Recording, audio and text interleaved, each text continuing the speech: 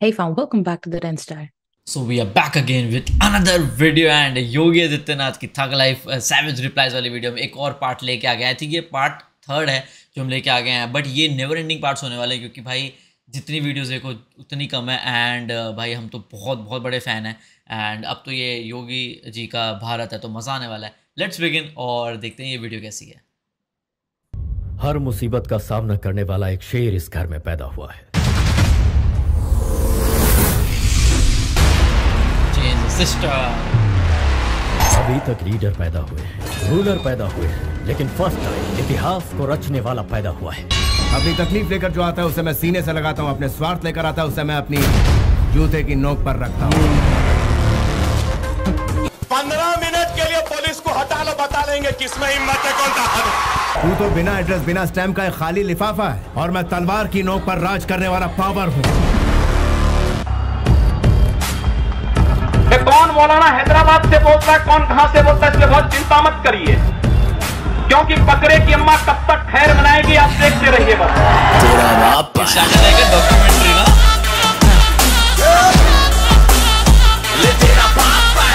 नमस्कार दोस्तों, आप सभी की रिक्वेस्ट पर मैं लेके आया हूं योगी जी थग लाइफ।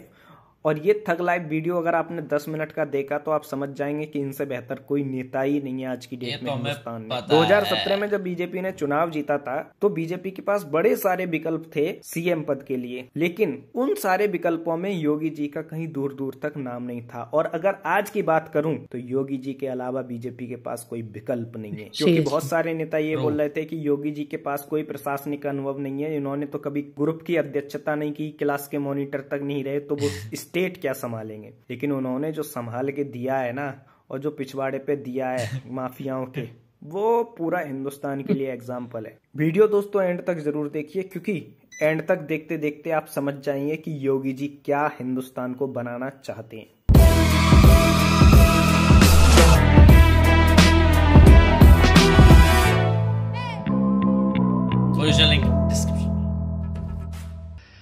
आपको कोई एक थप्पड़ मार दे, आप उसके सामने आपकी प्रतिक्रिया क्या होगी? आप तत्काल उसका प्रतिकार करेंगे।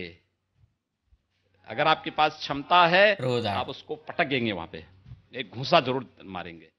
क्षमता नहीं होगी, आप कमजोर होंगे तो आप भाग खड़े होंगे, आप घर में भी नहीं बताएंगे किसी ने मुझे मारा है। मैं जानता हूं तो लोग कहेंगे कि आप कानून बनाने वाले सांसद उकसा रहे हैं।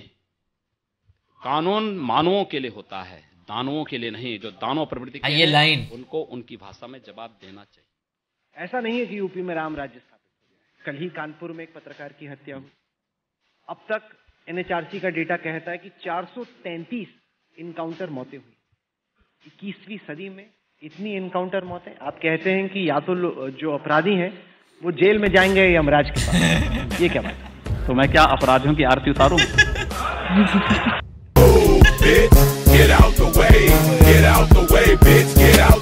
तो ये जो धमकी देते थे कि 370 समाप्त करोगे, खून की नदियां बहेंगी, हम कहते थे यार कुछ नहीं होने वाला। ये लोग कहते थे राम मंदिर के मुद्दे पर अगर फैसला हुआ खून की नदियां बहेंगी। मैं कहता था देखो भाई, कुछ एक मच्छर भी नहीं मरने वाला है, कुछ नहीं होगा। न्यायालय मेरिट के आधार पर फैसला करे, फैसले को लागू हम करेंगे। और किसी के माई के लाल पे हिम्मत है उत्तर प्रदेश में उपद्रव करके दिखा दे। करना चाहती ग्राइंड, मैं भी बैठा मस्ती में, खड़ी है बिहाइंड तो फिर आग लगी बस्ती में। Baby are you fine, sip करूं वाइन, तू तो इतनी हॉट है मैं क्रॉस करूं लाइन। वो करना चाहती ग्राइंड, मैं भी बैठा मस्ती में, खड़ी है मजा। क्या आप कैमरे पे वंदे मातरम बोल सकते हैं? वो हम नहीं कह सकते, हमारे बड़े लोग ने मना किया है। टीवी में सुनाता ये बोल नहीं सकते। और वंदे मातरम कह देगा तो वो चलेगा नहीं मुसलमान को, वो सर कटा सकता है लेकिन वो बात नहीं करेगा। कुछ आतंकी कुछ षड्यंत्र कर रहे थे लेकिन आपने उनको यहीं पे पकड़ लिया। वैसे वे उत्तर प्रदेश में घुसते तो मैं उनको उत्तर प्रदेश की सीमा पे निपटा देता। सीधी बात, नो बकवास। अगर कोई आपको मारेगा, लेकिन अगर सामने दानव है तो अगर मारना एक हाथ से मारता है, दूसरा हाथ से उसका जवाब भी दीजिए। मैं एक सन्यासी हूं, अगर हमें शास्त्र के अन्याय किसी के साथ न हो, लेकिन हम अन्याय सहेंगे भी नहीं। ये लाइफ में भी होना चाहिए आपके। मैं हमेशा गुमनामी के अंधेरे में खोया रहता हूँ, लेकिन इंसाफ के लिए अपनी जान की परवाह ना करते हुए सबसे आगे खड़ा रहता हूँ। अगर दंगे होंगे, हिंदू मरेगा तो क्या मुसलमान सुरक्षित रह जाएगा? अगर एक तबका मरेगा तो दूसरा भी तो उसकी चपेट में आएगा।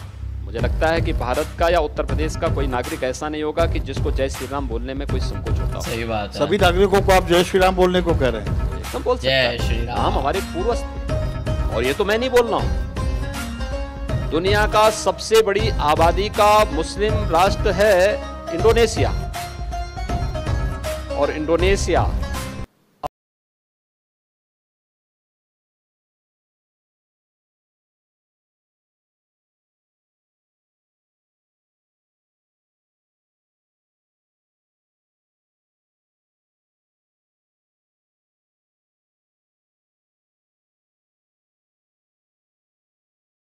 में आई कि एक शहीद के घर आप गए थे। हाँ। आप पहुंचे, उसके पहले उसके घर में एसी लगा दिया, सोफे लगा दिए, टेबल लगा दी, कालीन लगा दिया, आप गए तो फिर वो सब हटा। देखिए, प्रशासन की ये गलती थी, प्रशासन को ये नहीं करना चाहिए था। मैं एक शहीद के प्रति सम्मान व्यक्त करने के लिए जा रहा हूं, और उस शहीद के प्रति सम्मान व्यक्त करने का मतलब उसके परिवार के लोगों के साथ, उनके दुख के साथ अपनी संवेदना जताने के लिए। किसी भी शहीद का सम्मान देश के लिए सर्वोच्च सम्मान होता है, और मुझे लगता है कि वह प्रशासन की गलती थी, उनकी जवाबदेही तय की गई वहाँ पे। भाई, एक मेरे लिए एसी लगाने की आवश्यकता क्या थी? दूसरा, जब मैं वहाँ था तो मुझे तो पसीना वैसे आ रहे थे जैसे लोगों को और पसीने थे, क्योंकि वहाँ पर तो भयंकर गर्मी थी। नमस्कार सर, मेरा सवाल है आपसे।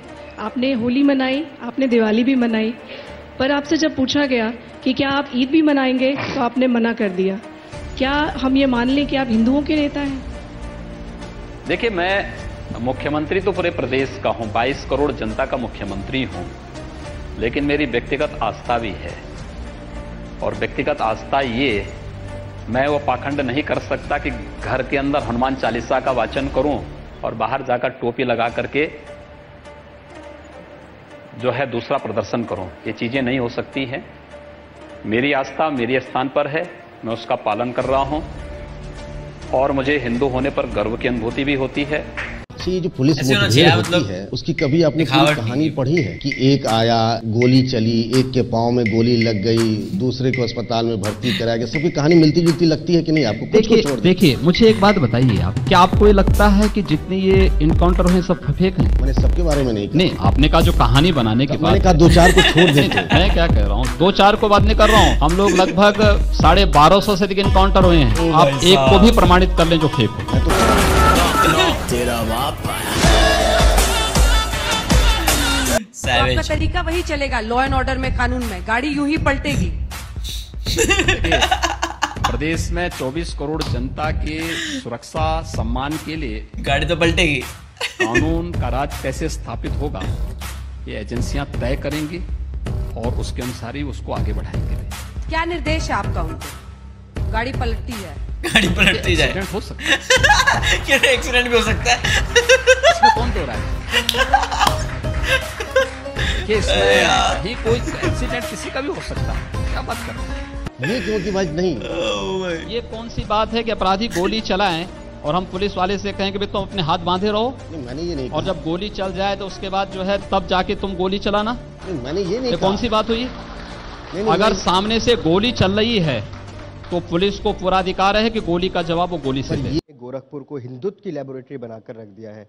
आप अलीनगर का नाम आर्यनगर रख देते हैं, उर्दू बाजार का हिंदी बाजार, ये कहाँ जाके रुकेगा आपका? बिल्कुल होना चाहिए। दिक्कत है, क्यों नहीं होना चाहिए? अभी तो ये भी चल रहा था ना, इंडिया का नाम भारत कर देते हैं। वर्तमान को जुड़ना चाहिए, बट ऐसा हो नहीं रहा। बट अली से गोरखपुर का मतलब कहाँ से है? आर्यों से है, क्योंकि पाकिस्तान ने बोल दिया था कि हम अपना नाम चेंज करके इंडिया रख लेंगे। के गौरवशाली पलों के साथ अगर वर्तमान समाज जुड़ता है तो उसके सामने ढेर सारी संभावनाएं होंगी। हम किसी संकीर्ण दायरे में चलने के बजाय हाईवे पे चलें, और हाईवे पे चलने के एक रास्ता तैयार किया जा रहा है। आप पर छत्रीवाद का और पता नहीं कौन कौन से बात का इल्जाम लगाते हैं। जो हम लोग जातियों का तमगा लेके, कथित श्रेष्ठता लेकर घूमते रहते हैं, उससे मुक्त हो। वो डोम राजा का प्रसंग बताएं, कैसे घटा, क्या हुआ? देखिए, आपको मुझे लगता है कि जिसकी जितनी बुद्धि होगी उतना ही सोचेगा। तेरा बाप सिर पे टोपी पहन देने से धर्म नहीं हो जाता है।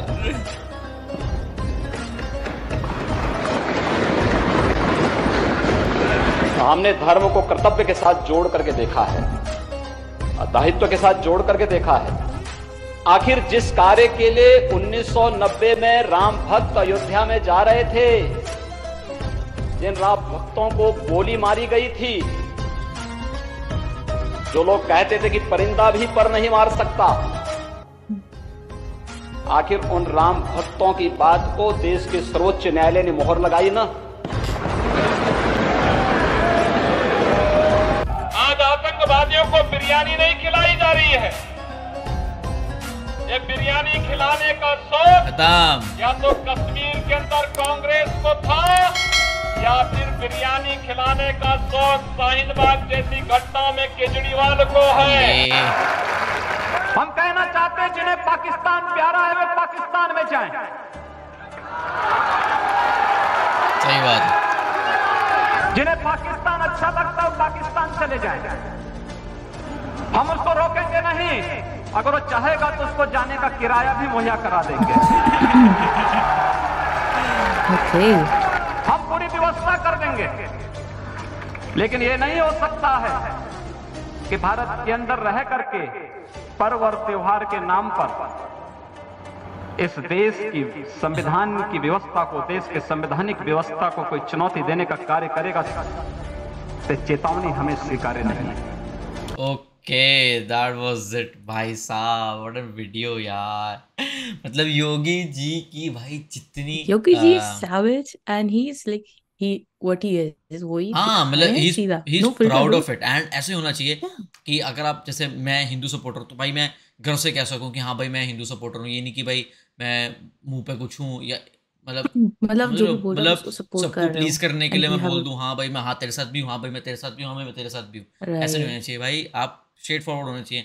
तो मुझे यही सबसे अच्छी चीज़ लगती है योगी जी की, भाई बिल्कुल स्ट्रेट फॉरवर्ड, मैं जो हूँ और मेरे अकॉर्डिंग चीज़ें चलेंगी, और उसी वजह से काफ़ी चीज़ें बहुत अच्छी हो गई हैं। एंड हम ऐसे ही भी और अच्छी चीज़ें आपको दिखाते रहेंगे, ऐसे ही और पार्ट्स आते रहेंगे, क्योंकि हमारा प्यार बना रहेगा and we are proud of Yogi ji. मज़ेदार video and we enjoyed, we hope कि आपको मज़ा आया होगा। Make sure you give us a thumbs up and subscribe to this channel if you haven't already. And आप मेरे Instagram पे follow कर सकते हैं, link is in description. And just remember one thing, you have to grind to shine. Take care. Bye bye.